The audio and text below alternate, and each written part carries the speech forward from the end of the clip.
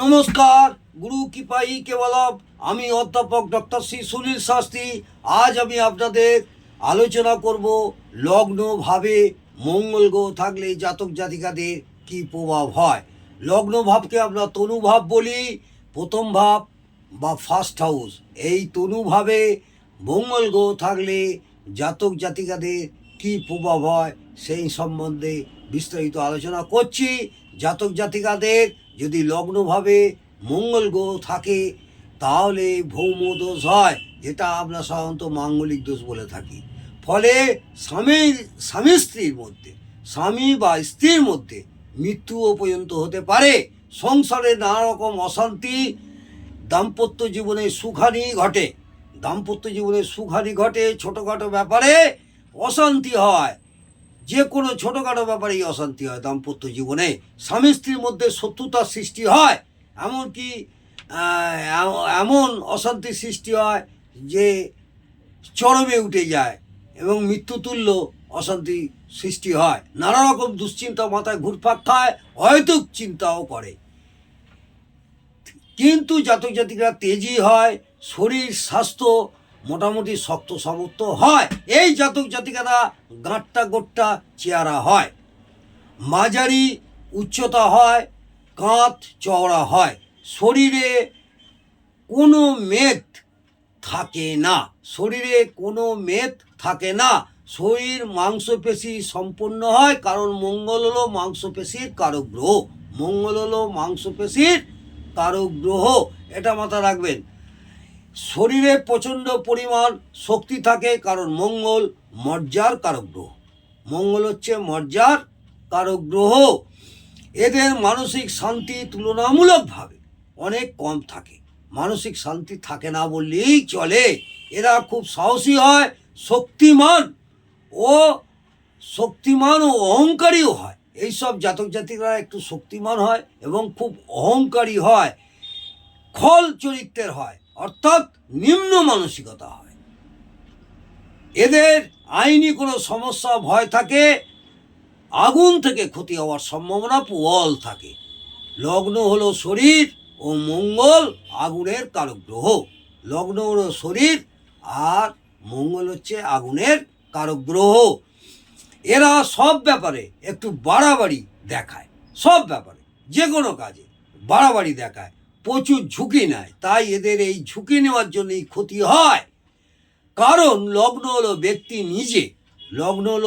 নিজে ও মঙ্গল হলো ঝুঁকি নেওয়ার কারক গ্রহ।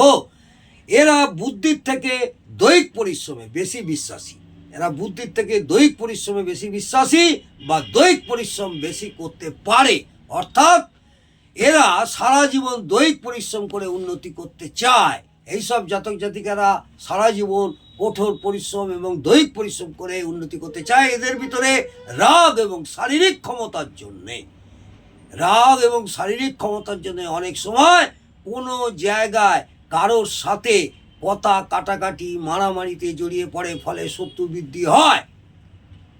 এরা হঠকারী সিদ্ধান্তের জন্য ভুল সিদ্ধান্তে জড়িয়ে পড়ে,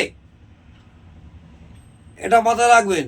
পার্টনারের মৃত্যুও নির্দেশ করে, কারণ পার্টনারের মৃত্যু নির্দেশ করে এবং পার্টনার থেকে বিচ্ছেদ নির্দেশ করে, এমনকি ডিভোর্স পর্যন্ত হয়ে যায়।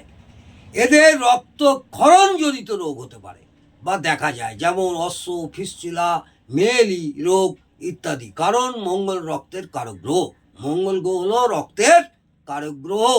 এদের মাথায় আঘাত লাগা, মাথার যন্ত্রণা, মাথায় নানা রোগ হয়, কারণ কালপুরুষের অঙ্গ বিভাজন অনুযায়ী মাথা লগ্নভাবে পড়ে এবং ন্যাচারাল জুডিয়াক অনুযায়ী মাথা মেষ রাশিতে পড়ে, এবং এই মেষ রাশি হলো মঙ্গলের স্বক্ষেত্র ও মঙ্গল রক্তের কারক গ্রহ। লগ্নে মঙ্গল থাকলে তুলনামূলকভাবে মুখের ব্রণের সমস্যা বেশি হয়। লগ্নে যদি মঙ্গল থাকে তুলনামূলকভাবে এদের ব্রণ হওয়ার সমস্যা বেশি হয়। এদের পেটের রোগ ও দাঁতের রোগ খুব হয়, বিশেষ করে দাঁতের মাড়ির সমস্যা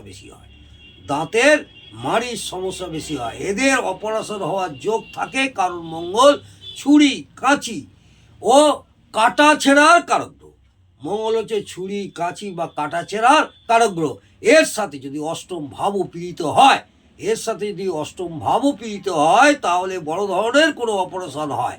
এদের বড় ধরনের কোনো অপারেশন হয়, কারণ অষ্টম ভাব হলো অপারেশনের কারক ভাব।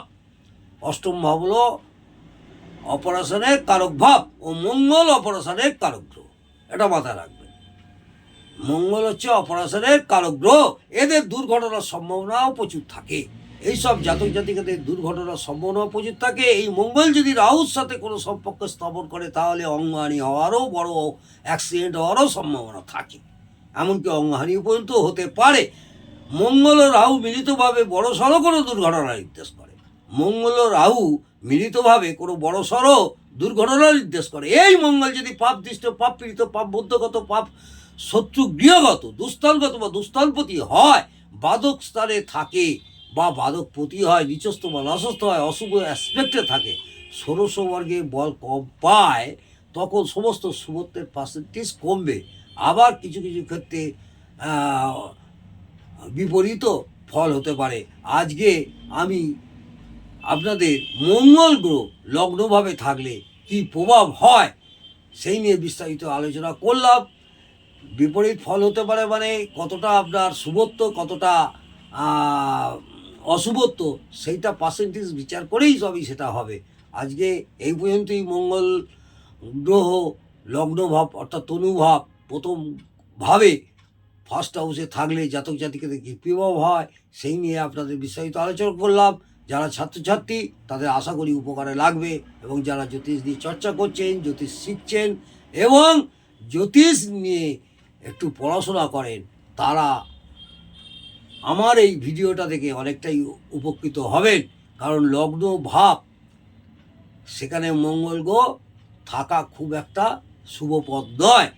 আজ আমি এইটুকুনি আলোচনা করলাম। আগামী দিনে দ্বিতীয়ভাবে মঙ্গল গ্রহ থাকলে জাতক জাতিকাদের কী প্রভাব হয় সেই নিয়ে আলোচনা করব। একটা একটা করে সমস্ত ভাবই আমি আপনাদের বলবো। যদি ভালো লাগে অবশ্যই কমেন্টে জানাবেন এবং একটা লাইক করে আমাকে উৎসাহিত করবেন। আর আমার চ্যানেলে যারা নতুন, তারা একটা সাবস্ক্রাইব করে বেল আইকনটা টিপে দেবেন। আগামী দিনে আপনাদের ভালো ভালো আরও ভিডিও পেতে অনেকটাই সুবিধা হবে। নমস্কার, জয় মা তারা। ভালো থাকুন, সুস্থ থাকুন, আনন্দে থাকুন।